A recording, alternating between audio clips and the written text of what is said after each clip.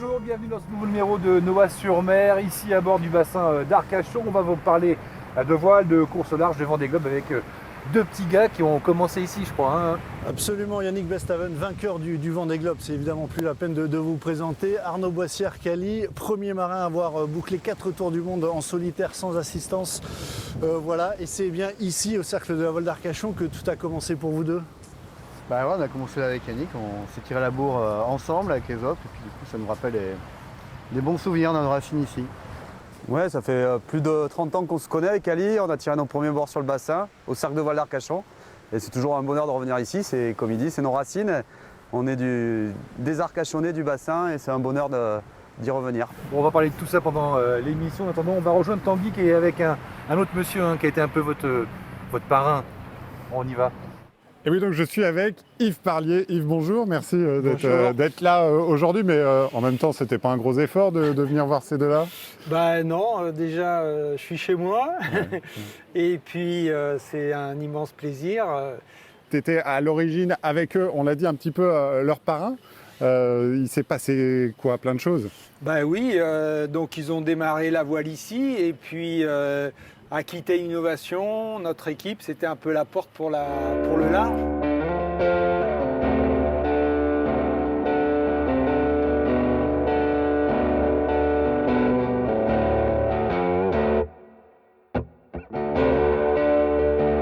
Ça les a attirés et ça leur a donné envie de partir en course et de commencer par la première des plus belles courses, la Mini Transat. Et c'est là-dessus que tu les as soutenus en particulier. On va voir tout de suite justement un petit reportage qui raconte toute cette histoire avec Diabolo et Satanas. Quand Yannick accueille son pote d'enfance Arnaud à son arrivée de ce dernier Vendée Globe, on aurait bien aimé savoir ce qu'ils se sont dit ce jour-là à l'oreille.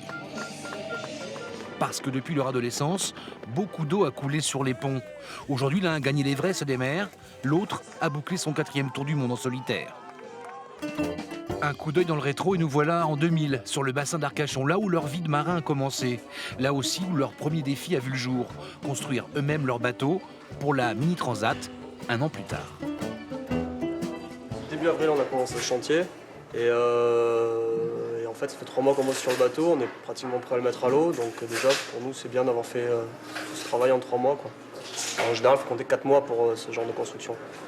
L'idée c'est d'avoir les deux bateaux le plus proche possible, ce qui fait qu'après, que l'un ait ce bateau ou l'autre, peu importe. Le principal c'est qu'on ait les deux bateaux assez proches, pour que vraiment on puisse travailler après sur l'entraînement, sur les voiles et sur l'optimisation du bateau. La main dans la colle et l'époxy pour réaliser leur beau bateau, ensemble, toujours à deux, pour pouvoir se tirer la bourre en traversant la Grande Mare. On s'est formé en allant bricoler à droite à gauche, en bricolant nos bateaux déjà les années précédentes. Et là, c'est vrai que la construction entière d'un bateau, c'est vraiment passionnant parce qu'on s'occupe de tout. On a beaucoup appris, ouais. En 3 mois, on a beaucoup appris, puis on continuera d'apprendre, je pense. Diabolo et Satanas, le nom de leur bateau, construit ensemble, mais pas en même temps. Le premier, c'est Arnaud qui le tire au sort, mais quand on est potes, eh bien on cède. Au lieu de s'entraîner, Arnaud donne un coup de main à Yannick pour finir dans les temps. Enfin, se partager les premières places, c'est bien, quoi. Je crois que dans les 5 premiers, c'est une super perf de faire dans les 5 premiers sur cette course-là, quoi. Bon, même s'il n'y en a qu'un seul qui gagne, que l'autre fasse deuxième, enfin, moi je sais que je pense pas que ce soit vraiment gênant, quoi. Vous partagerez aussi la victoire. Voilà, exactement, ouais. Parce qu'on a construit notre projet à deux, donc il faut qu'il y en ait un de nous deux qui gagne. À cette époque, Yannick remporte la Mini, Arnaud finit 3e, mais c'était il y a 20 ans déjà. Aujourd'hui, les deux potes ont réalisé leur rêve d'adolescent, et ça, c'est pas mal non plus.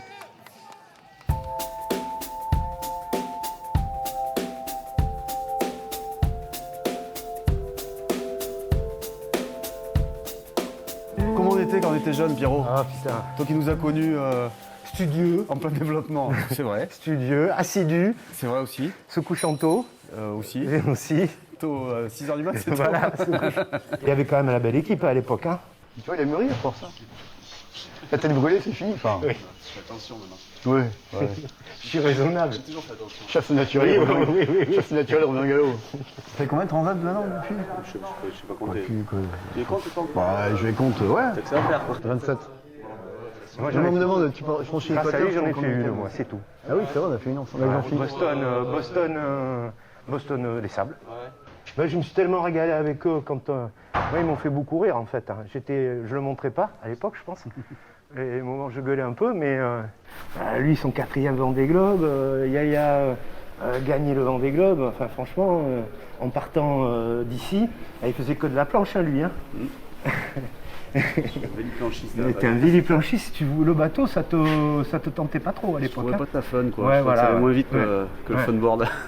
Et voilà quoi, arriver à faire ce qu'ils ont fait, leur volonté, leur punacité, puis l'intelligence de leur carrière fait que bah ouais, c'est beau.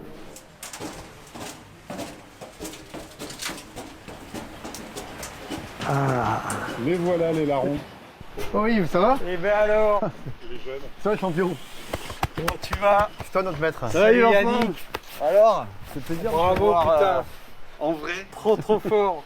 après s'être revu par vidéo. Ah ouais, mais c'est énorme. Ce que vous avez fait, c'est superbe. Ah non, on a suivi ça, mais vraiment, t'as fait vraiment un truc incroyable.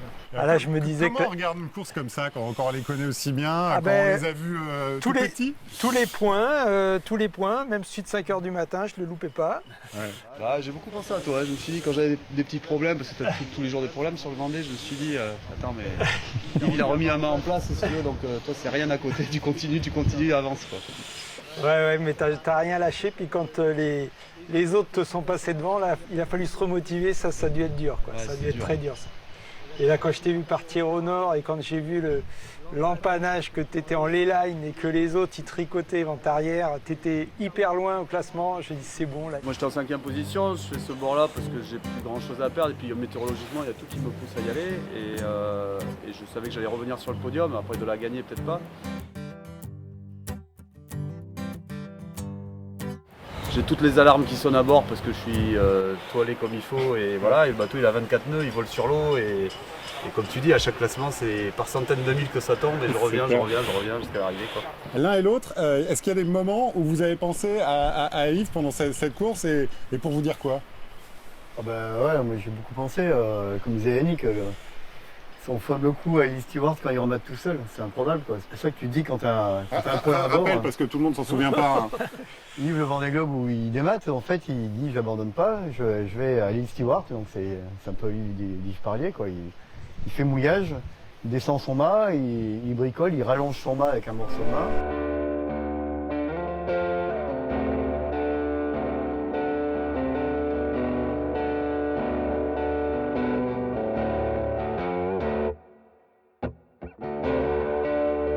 Toi, tes petites galères à bord, tu te dis, attends, mais Yves à l'époque, comment il a fait ça? Mais avec Yves qui pouvait faire un truc aussi dingue.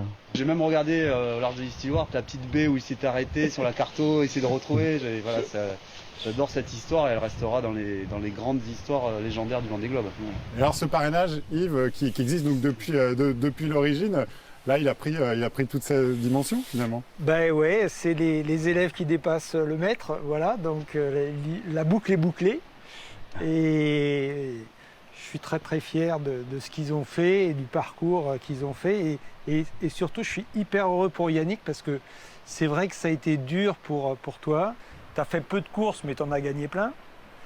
Et le Vendée Globe qu'il a fait donc, en 2008 avec mon bateau, bah, ça a été un dématage.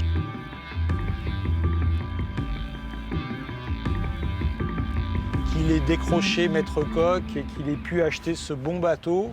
J'étais super content pour lui. Mais franchement, là, je suis vraiment ravi. Là, c'est extraordinaire ce qu'il a fait. Et là, ils ont été une dizaine à se pousser les uns les autres. Et Yannick a pris le dessus dans les moments les plus difficiles. Pour ceux qui n'ont pas toute l'histoire, on fait une pause et un petit portrait de Yannick Bestaven que je vous propose de découvrir. Regardez comme c'est beau! Doubler le cap mythique, Yannick Bestaven aura attendu 12 ans ce moment.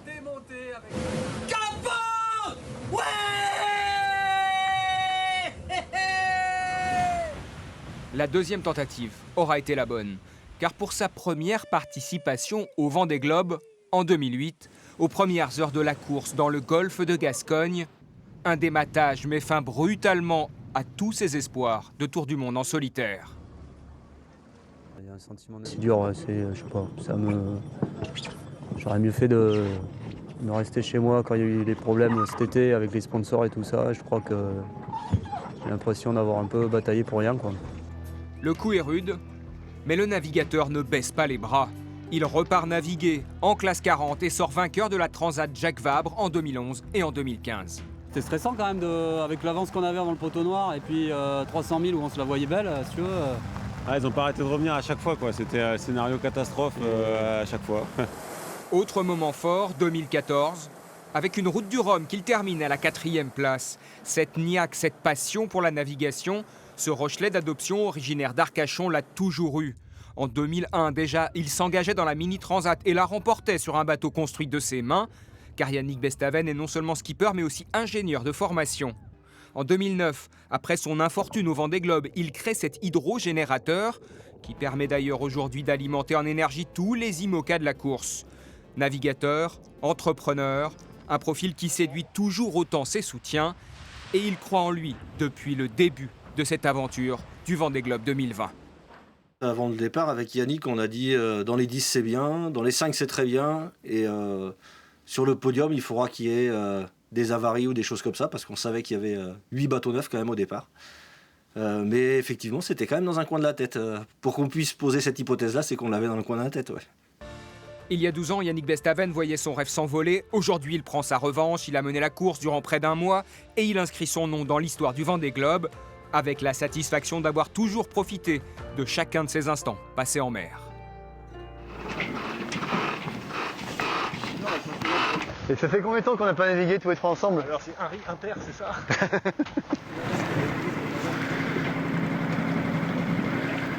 Moi j'ai peur, ça fait longtemps que j'ai pas fait de bateau. C'est loin le Cap Horn, Yannick, ou pas là? Oui, avec ça, oui, je pense que c'est très loin. Oui, je vais pas. Attention la bombe.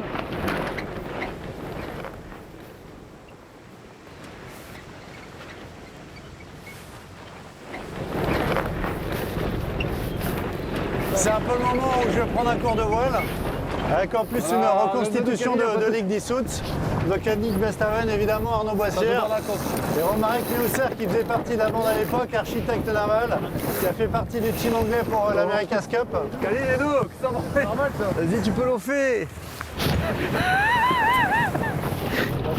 Tu faisais partie de la bande à l'époque, Romaric, c'était toi le barreur? Barreur, oui, à certaines époques, mais pas tout le temps. Et les postes étaient toujours bien répartis à bord, répartis de la même manière? Effectivement. Romaric c'est élégant, donc il barrait. Moi j'étais en braque, Romaric il barrait. Il réglait quoi. Ouais. Puis Yannick faisait soit l'avant, soit la tactique. Et alors sur ce support là, vous avez fait quoi? C'est un peu le support de vos débuts en compétition? Championnat de France, championnat d'Europe, championnat du monde. Championnat français Espoir on a fait. Championnat français Espoir. Et ouais, Espoir, carrément, grande motte donc c'est Et ça c'est le genre de bateau compétitif et parfait pour apprendre? C'est un super bateau pour la régate, ouais. Pour apprendre la régate en habitable, ça a été notre... C'était un monotype, donc il y avait une flotte de 80, 100 bateaux, et ce qui étaient des bateaux assez accessibles, et c'était vraiment de la régate, parce que tout le monde avait la même chose. Toi, tu t'es plus dirigé vers le dessin ensuite? Bah oui, pendant longtemps, après j'ai rencontré Yves Parlier, ça m'a permis de beaucoup naviguer, même de faire du large, mais aussi de toucher à la partie technique, à la partie développement, études. Et il se trouve que j'étais beaucoup moins bien taillé que pour faire de la mer, et que petit à petit j'ai plutôt orienté ma carrière vers... Tu peux le dire, hein. Pourquoi moi un tailleur Romaric Meusser? C'est quoi ça?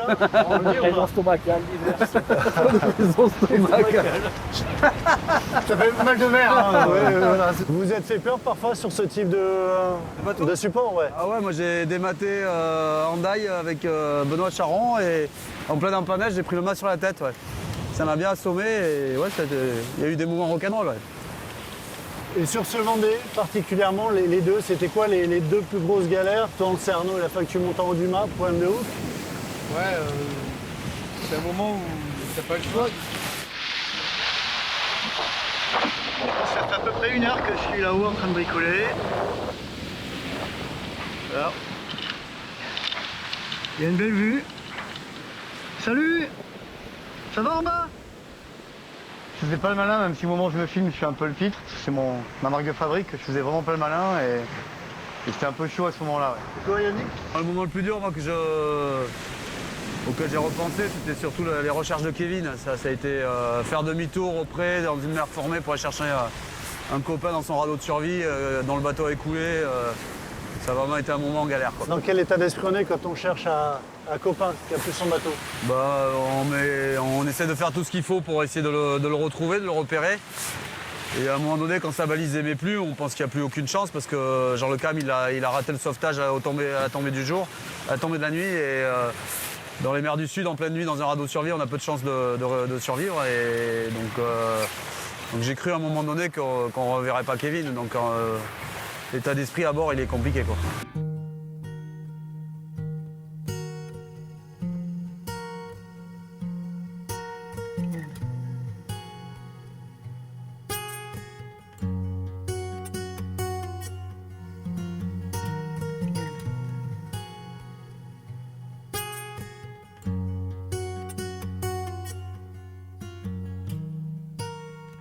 Yannick était proche du sauvetage, mais même nous en mer, quand on était plus loin derrière, tu dis ce qui est arrivé à Kevin, ça peut nous arriver. Du coup, les heures d'après, tu regardes un peu plus ton bateau de près.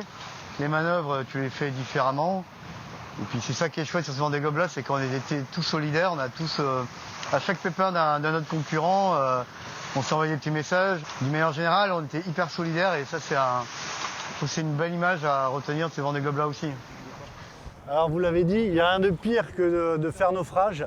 Le Vendée Globe a eu son lot d'histoires exceptionnelles comme ça. Il y a une autre course évidemment que vous connaissez qui était le Fastnet 79, où là ça a été l'hécatombe, 18 marins ont péri. Et il y a un Bordelais qui est allé au secours de marins anglais, récit du sauvetage. Le voilier de 11 mètres semble abandonné sur ce quai de Bordeaux. Anonyme en France, le Relaye a connu son heure de gloire en Angleterre. Alain Catrineau, son propriétaire de 76 ans, a la démarche moins assurée aujourd'hui, mais toujours le pied marin. La course du Fastnet, après 6 éditions par petit temps, promet d'être vantée ce samedi 11 août 1979, jour du départ. C'est en fait une tempête que vont affronter les 302 bateaux engagés.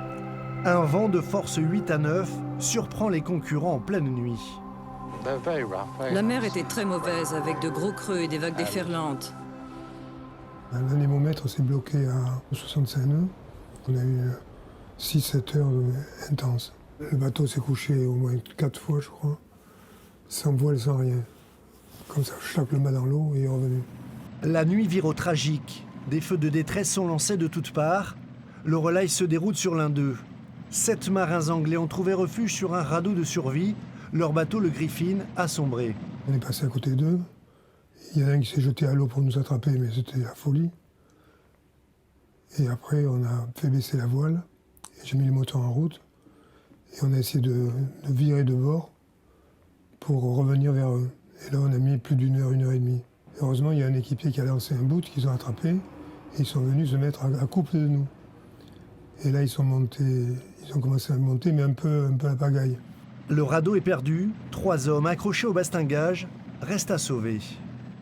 Ils tenaient ici, là, 1, 2, 3. Et les 2 derniers sont arrivés par le ciel parce que, comme le bateau se couchait, eux flottaient un peu plus, on pouvait mieux les agripper. Mais après, avec l'incidence de la vague de l'autre côté, on penchait violemment de l'autre côté et ils passaient par-dessus les filières, ils nous tombaient dessus. L'édition de 1979 est à ce jour la course la plus endeuillée de l'histoire de la voile. 7 hélicoptères de la Navy, 4000 personnes ont pris part à la plus grande opération de sauvetage en mer par temps de paix. À cette heure-ci, on déplore 15 morts, 136 rescapés, 23 bateaux coulés ou abandonnés. 88 bateaux ont maintenant terminé la course. Il y en a encore 30 en mer qui sont toujours en course ou qui reviennent sans problème particulier. Ah, voilà la photo d'équipage. Sans Alain Catrineau, l'équipage du Griffin s'ajouterait aux 18 disparus, le bilan définitif. Pour sa bravoure, le skipper bordelais a été sacré meilleur marin de l'année, une première pour un Français, et un célèbre peintre anglais a immortalisé la scène. Il n'y a qu'une faute. C'est que là j'ai la barbe et je m'étais rasé à la veille de la course. Le marin mettra des années avant de raconter cette histoire à ses filles, puis de les embarquer 5 fois de suite sur cette course mythique. Je pense que c'est quelqu'un qui est discret, qui est humble et qui... Ça me fait rire. qui a gardé ça pour lui pendant un moment. Peut-être que c'était douloureux aussi. Le transfert avec l'Irlande ou avec... L'Angleterre. Quand on quitte les Scilly et qu'on va vers le Fastnet, on a une sacrée tempête. Et là, pour nous, c'était le premier. Et je me dis, oh, ça y est, c'est reparti, comme en 79. On est foutus. Cette course, en fait, c'est une belle expérience de vie. Alain Catrino n'en a pas fini avec le Fastnet. Au mois d'août, 42 ans après, il sera de nouveau sur la ligne de départ, presque anonyme, parmi les 400 concurrents.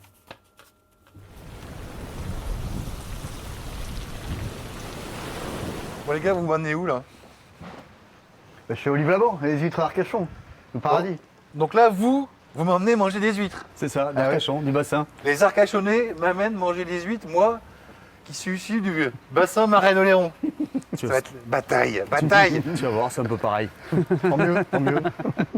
Olive, t'es là ou quoi? Ça me fait plaisir. Ça va bien, fort? Et vous? Ouais. Impeccable. Bon. Il y a une sacrée bande, hein, Arcachon de Voileux quand même. Hein. Ben ouais, on est content parce que c'est vrai qu'avant on était plein de complexes, il n'y avait que les Finistériens, il n'y avait que ça. Bon, il y a Yves évidemment qui nous a montré la voie. Ah, Arnaud quand même, 4 fois capornier, mais pardon. C'est ça. Pardon. Et puis Yannick, je viens, je gagne, je m'en vais quoi. Allez, je vous fais goûter un peu d'huître. Allez, le temps que Olive nous ouvre quelques huîtres. Vous les gars, maintenant la page Vendée est tournée, c'est l'avenir. Ouais, Vous êtes déjà dedans? On commence à y réfléchir un petit peu. Donc dans un petit coin de notre tête, on pense à repartir. Là, ton bateau, il est en vente. On en parle? Je sais pas, Kali, t'en parles ou pas? Parce que là, il y a une histoire dans l'histoire quand même. Ne parlons pas d'argent entre amis. Combien de litres pour acheter le bateau? Ça serait vraiment top de racheter le bateau de ton pote. Moi, j'aimerais forcément repartir sur un prochain Vendée Globe avec un bateau plus moderne. Et puis, racheter le bateau Yannick, c'est partie de mes objectifs. Et toi, Yannick, l'avenir? Si je repars sur un Vendée, mon premier objectif là, c'était de terminer le tour et tant qu'à faire dans les 5 premiers, donc j'ai mis un peu la barre plus haut. Ouais. Donc repartir pour faire aussi bien, c'est un sacré objectif. Donc je regarde si déjà j'en suis capable et si je peux avoir le matériel nécessaire, donc un bon bateau pour essayer à nouveau, pourquoi pas essayer de rejouer la victoire. Ouais. C'est tellement d'adrénaline que c'est des moments uniques qu'on a envie de revivre, c'est pour ça qu'on y retourne d'ailleurs. Tiens, en parlant de potes et de navigation, moi j'ai une petite surprise à vous montrer. Vous allez voir, parce que la bande elle n'est pas complète, on en a vu beaucoup ce matin. Mais il y a ça. Bon, bravo, hein. Franchement les gars, chapeau, bravo, vous nous avez éclairé cet hiver avec plein d'émotions. Alors Arnaud, bravo pour la ténacité, génial. Et puis Yannick, chapeau bas.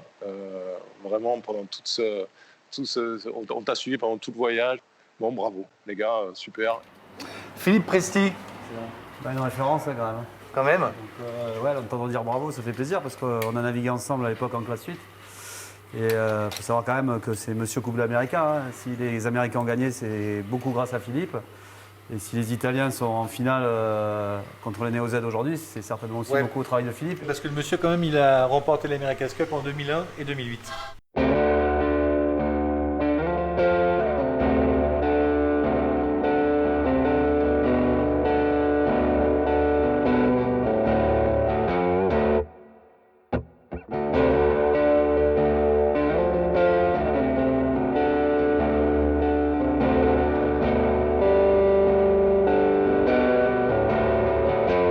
Voilà, c'est la fin de cette émission. Merci, messieurs, d'avoir participé. C'était très sympa. Vous avez pris votre plaisir? Ah, carrément, on s'est bien éclaté. On t'a montré un peu tous les endroits qu'on aime sur le bassin. C'était un bonheur. Retour aux sources pour vous tous les deux. Et des belles perspectives pour la Bel endroit quand même. Hein. C'est vrai que c'est beau. Ça donne envie d'y rester. Hein. En parlant de bel endroit, le numéro prochain, nous vous ferons découvrir les îles de la Charente-Maritime. Alors, Aix, Madame, Ré et la plus belle. Oléron, c'est ça? C'est pas moi qui l'ai dit. Souverain, quel souverain.